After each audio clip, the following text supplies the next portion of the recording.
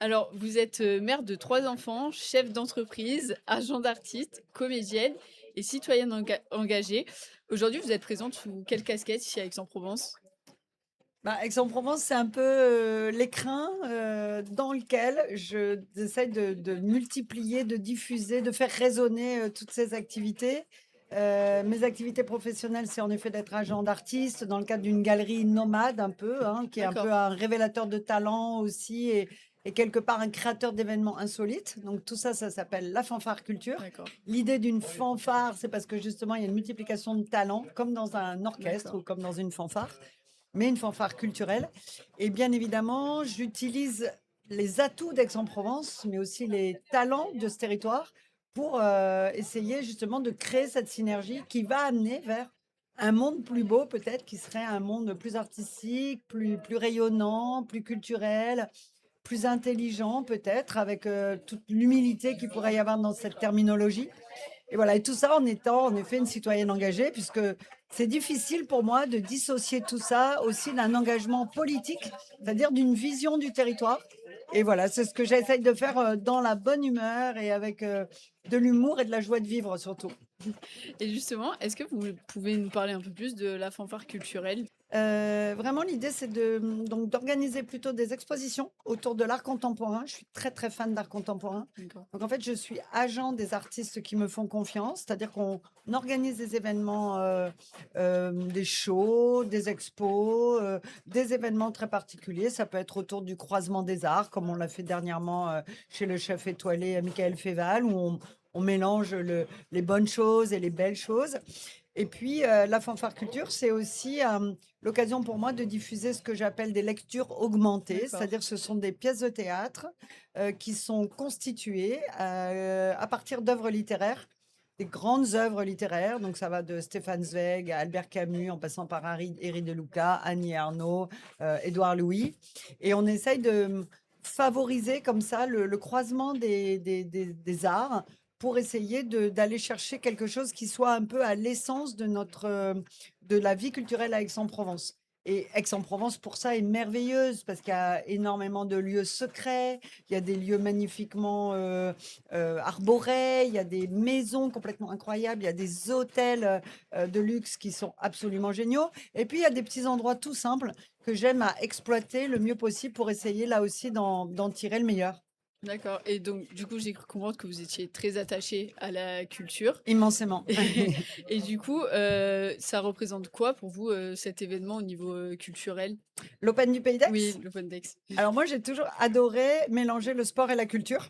Je pense qu'on a eu trop souvent tendance à dissocier tout ça, hein. C'était un peu Ouais. la tête et les jambes, ceux qui savent courir après une balle et puis ceux qui savent réfléchir autour d'un livre.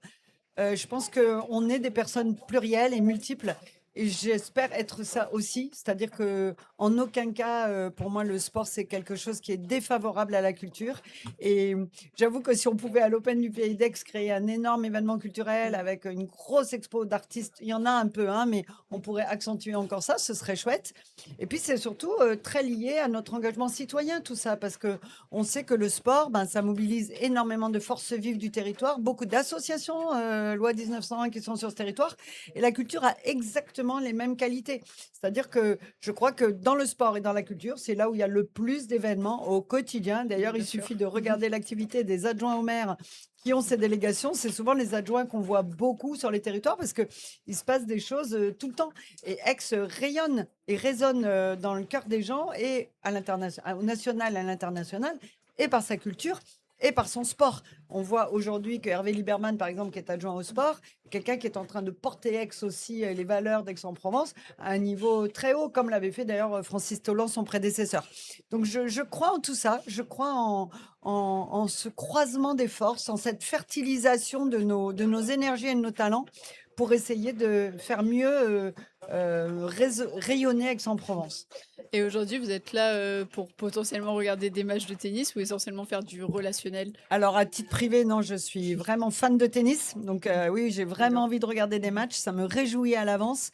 J'ai fait du tennis, mes enfants ont fait du tennis, donc on aime beaucoup ça, dans notre famille Et puis je trouve que c'est zen en fait de regarder le tennis, même si quand mon fils en faisait, ça m'a provoqué beaucoup de stress parce qu'il en a fait quand même pas mal. Et je pense que c'est aussi un endroit où on croise des chefs d'entreprise, c'est un endroit où sont tous les acteurs majeurs de ce territoire.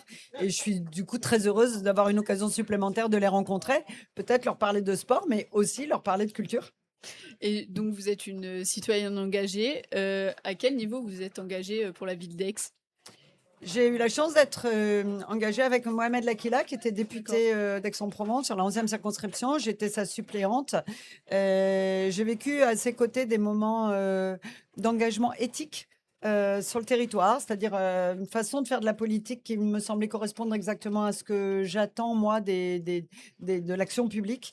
Et puis aujourd'hui, j'ai soutenu de façon très enthousiaste et très sincère, très authentique, Madame le maire, parce que j'ai pensé en effet qu'elle faisait de ce territoire une façon, une façon d'être au monde, une façon de vivre ensemble, une façon d'aller vers l'excellence tout en gardant une simplicité, une humilité.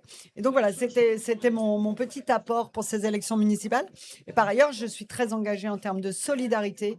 Car je préside depuis de nombreuses années le Lions Club à Aix-en-Provence. J'ai été 4 ans présidente du Lions Club ex-Cézanne Doyen. Et j'ai aujourd'hui créé un nouveau club qui s'appelle le club Lions Club Ex-Passion Culture et qui s'occupe essentiellement de culture pour améliorer la vie des gens dans les domaines que sont la précarité, le handicap, la maladie et la fin de vie. Est-ce que vous pourriez nous en parler un peu plus de ce Lions Club? Vous avez 3 petites heures devant vous?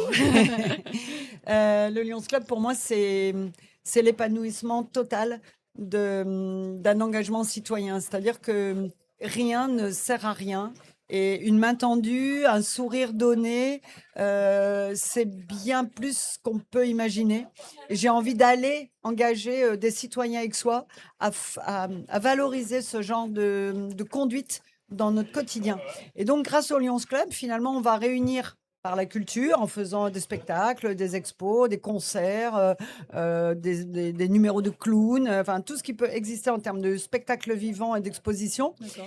On va récolter des fonds et ces fonds, on va les reverser à des personnes qui ont été fragilisées par la vie, momentanément ou malheureusement plus longuement, euh, et en leur permettant justement d'accéder à quelques bienfaits de la culture. Et notamment, depuis qu'on a créé ce Lions Club Passion Culture, on a offert des pianos et ce qui permettait d'amener la musique, qui est quand même D'accord.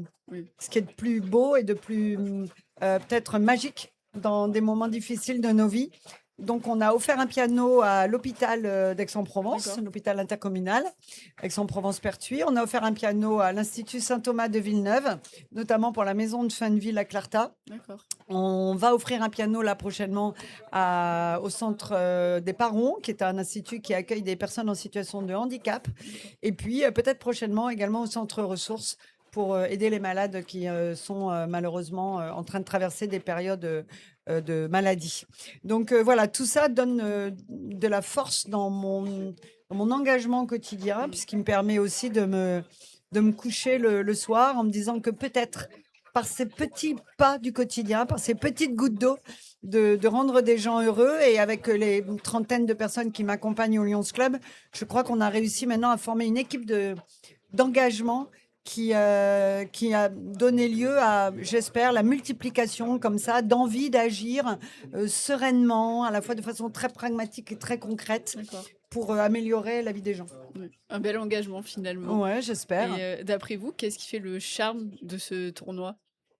Alors, le tournoi, déjà, c'est un tournoi qui est très historiquement impliqué dans ce territoire. L'Open du Pays d'Aix, c'est devenu quand même une référence. Moi, je pense, quand j'en parle autour de moi, tout le monde dit ah ouais, quand même, l'Open du Pays d'Aix. Je pense qu'il y a Arnaud Clément, bien sûr, qui a beaucoup fait pour ce tournoi. Je pense que l'important, c'était en effet que des entreprises, des mécènes puissent s'engager, des joueurs, que ça fasse vivre aussi tout le territoire d'Aix-en-Provence sur le plan sportif, que ce soit les petits dans les clubs de tennis, ici au country et dans d'autres clubs, mais que ce soit aussi bah, voilà, les grandes stars du tennis mondial qui puissent être ici, font qu'il y a comme ça ce croisement entre une échelle extrêmement locale et extrêmement de proximité jusqu'à une échelle mondiale. Et c'est fort parce que c'est Oui. Aix-en-Provence. Je pense que c'était plus «facile» entre guillemets Oui. d'organiser ça dans cette ville qui est tellement belle, qui est tellement rayonnante, qui est tellement radieuse, à tout niveau. C'était forcément plus facile de organiser ici que dans une petite ville, banlieue de Paris, enfin qui aurait été moins belle en tout cas dans son Mmh. patrimoine. Donc je pense que là, les 2 se font écho. Aix-en-Provence est belle, Aix-en-Provence c'est la Provence et c'est Mmh. vrai que c'est notre territoire, hein, Mmh. on y est très attaché. Je pense qu'il y a une beauté des lieux. Elle a été illustrée par de nombreuses personnalités emblématiques. Je pense évidemment à Paul Oui. Cézanne, dont on a célébré la carrière merveilleuse l'année dernière. Elle est marquée également par Victor Vasarely. Tout ce tournoi qui vient s'engager aussi dans ces perspectives-là, ben, on fait un tournoi de charme et je pense que tout le monde a plaisir à se retrouver ici au Country Club pour l'Open du Pays d'Aix. Donc vous êtes, fière d'être aixoise finalement? Super fière, mais plus que fière, je suis honorée d'être aixoise parce que je n'étais pas d'ici et qu'il me semble avoir été acceptée, accueillie sur ce territoire.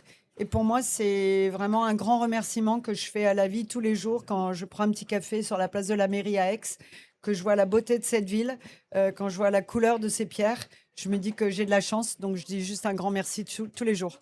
Eh bien merci Françoise Coel pour, votre temps accordé et cette, interview. Merci à vous.